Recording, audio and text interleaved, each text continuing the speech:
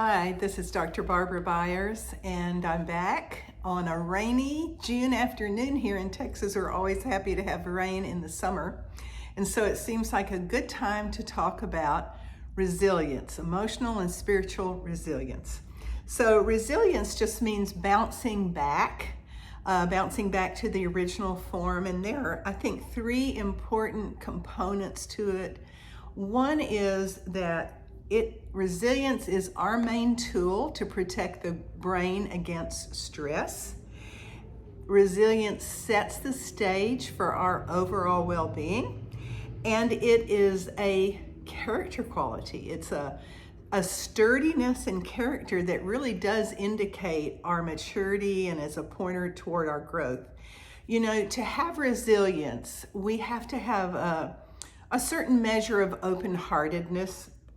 And it's not just pushing through, it's not just enduring, clamping down, compartmentalizing and coping. It's so much more than that. It carries the idea of there's a freshness to it, that we feel like this hopeful idea, something's ahead, and I'm just going to keep adjusting and keep growing even through the difficult times.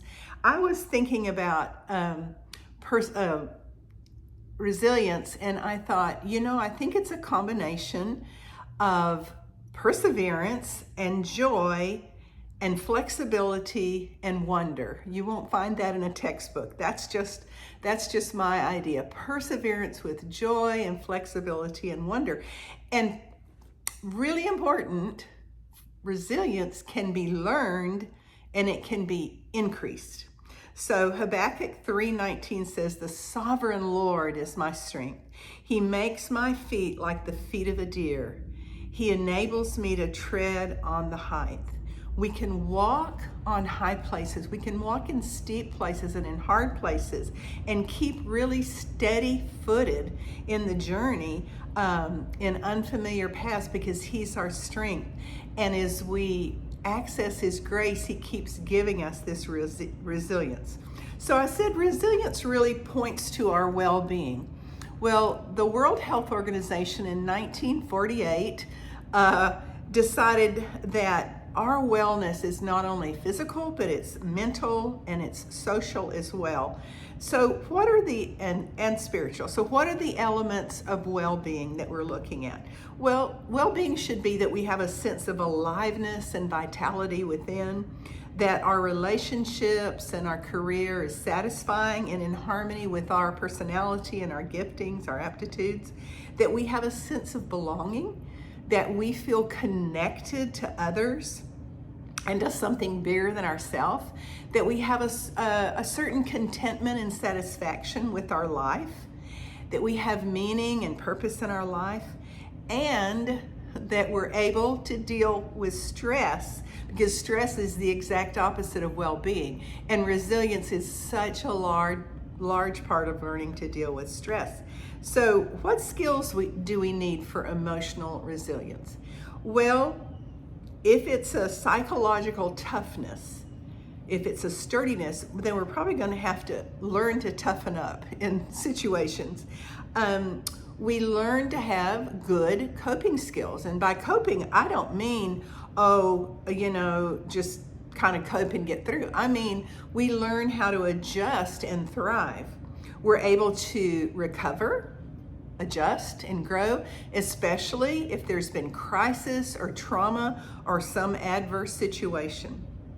They've done a lot of studies on resilience, and there is a strong correlation, in fact, a 0.8 coefficient, 80% correlation between happiness, well-being, and being able to be resilient. So I want to look at three ways the brain works related to resilience. One is fear-based habits, second is cravings, third is forming new habits. So fear-based habits, to understand emotions, we have to understand stress. Stress is the brain's reaction to perceived threat. And a lot of times there's not a real external threat. It's what we perceive internally. It's that our own thoughts and beliefs, perceptions, distorted interpretations and expectations around what is happening. That forms the vast majority of stress. And like worry, it's internally generated. So chronic stress actually damages the brain. It damages the parts of the brain, the amygdala and the prefrontal cortex. Prefrontal is here, amygdala is here. And it damages the parts that help to regulate our emotions. So the brain is designed so that the amygdala does a threat appraisal. You know, do I fight? Do I flee? Do I just freeze up? But it's appraising, is it safe? Is it dangerous? Is it pleasant? Is it unpleasant? And of course, that experience is then the emotions that we perceive. And the amygdala has very quick decisions, fight, flight, or freeze, very quick, versus our conscious mind, our prefrontal cortex, that's much slower at decision making. And so that's why we develop sometimes these fear-based habits that come from these quick emotions. All right, the second thing is cravings. Cravings. In cravings, the desire is not the thing. The thing is the pleasure, the relief, impact in our brain when we partake of our craving. 95%, they estimate, of the decisions we make, the things we do, are from habit. The habits must really be important. So people with addictions experience increased activity in their brain when they just encounter the object of their addiction.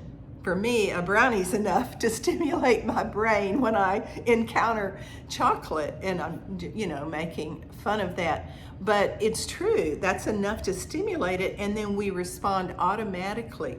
We're not doing, this constant, conscious evaluation.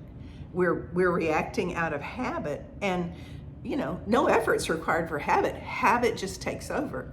That's why habit's hard to change, but it is really worth the effort when we're intentional with it. So bad habits give us immediate relief.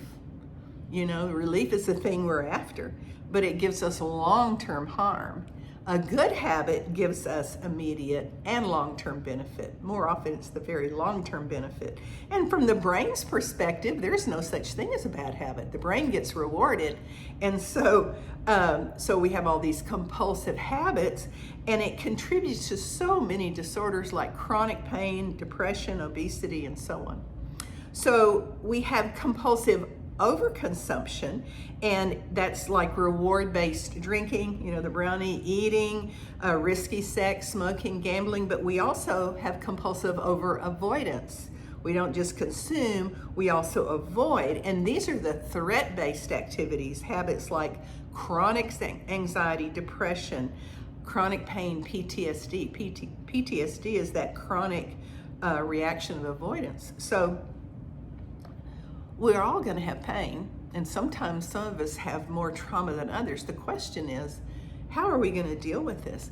How resilient are we going to become? Are we going to develop that resilience muscle and make it part of our character? Are we going to seek pleasure and relief? That's a habit. Or are we going to go for something healthier? So the brain, in our habit system, the brain identifies a reinforcement opportunity. Then it evaluates the options, and then it carries out the habit response. And it happens, like I said, very, very quickly. And then the habit memory stored in the basal ganglia is permanent. It's permanent. That's why somebody can stop smoking and 10 years later, all of a sudden, spontaneously really want to smoke again. It's why it's hard to change too. But as I said, it's really worth it. And to recognize relapse can happen, and to set yourself up for success should something like that come up. It's difficult to change, but it is not impossible, and we're not going to go into all that today. The third thing I wanted to talk about the brain then is forming new habits. The prefrontal cortex, which is we can think of as the conscious mind, has an amazing ability to control and regulate the rest of our brain. but we have to activate it. We just can't just let the amygdala take over and make us react. And the prefrontal cortex plays a significant role in the regulation of emotions and the behavior, the action we choose by anticipating the consequences of our action. We can actually reason with it. It's involved in when we delay gratification. We can override our unconscious habits if we're intentional. We can change our emotions and we can change our behavior by modifying our thoughts and beliefs. Sounds an awful lot like renewing the mind, doesn't it? This is where we engage the renewed mind in Christ. But we keep in mind that executive system is slow, so we have to keep reinforcing the new habits, making the new habits and reinforcing them, and then learning over time, and that creates new pathways in the brain and develops new habits. And when we renew our mind, there's a reward there. The reward is freedom. We're learning to reframe our expectations and beliefs and cultivate the goodness of God. And then we're, as I said, creating new connections. So we need a stress-resistant mindset. It protects against the toxic effects of stress on the heart, on the immune system, and on the brain. And stress-resilient people really look at life as something doable, as something workable. When they encounter problems, they believe they can be solved. I can walk through this. I can do this. With God will make a way. He always has a redemptive strategy. And the brain has a way of turning off those stress systems when we believe that we have some control over a stressful situation. When we believe something I do will affect the outcome and it can be good. People with PTSD don't activate this region of their brain very well because the trauma is just so overwhelming it disrupts everything else and they can't suppress the stress response.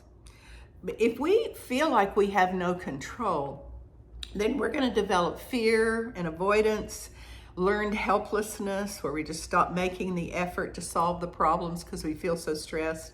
We're going to overvalue things that provide short-term relief and neglect the responses that really push us toward long-term health and growth. So if we want to protect our bodies, one of the things we really need to look at is increasing our resilience to prevent immune suppression and some of this chronic inflammation.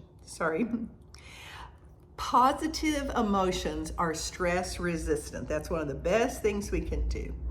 There are benefits to being optimistic. There are benefits to being happier. We are more sociable. We're more energetic. We're more productive. Research shows all this. We're more resilient. We're more likely to get married. We're more likely to stay married. And I'm quoting research here. We're more likely to earn more. We'll have stronger immune systems and therefore live longer. I just call this felt well-being. So I'm going to do resilience in two parts because I try to keep it, usually to about 15 minutes. So let me just recap what I've said so far today. Resilience is that ability to bounce back, and we can increase our resilience muscle by working on our habits. It is psychological sturdiness. It is the main tool that protects the brain from stress and therefore protects the body as well. Resilience is our ability to recover, adjust, grow, and mature after adversity. And it is what the Lord wants to help us develop. So please join me for part 2 of resilience. Thanks for listening.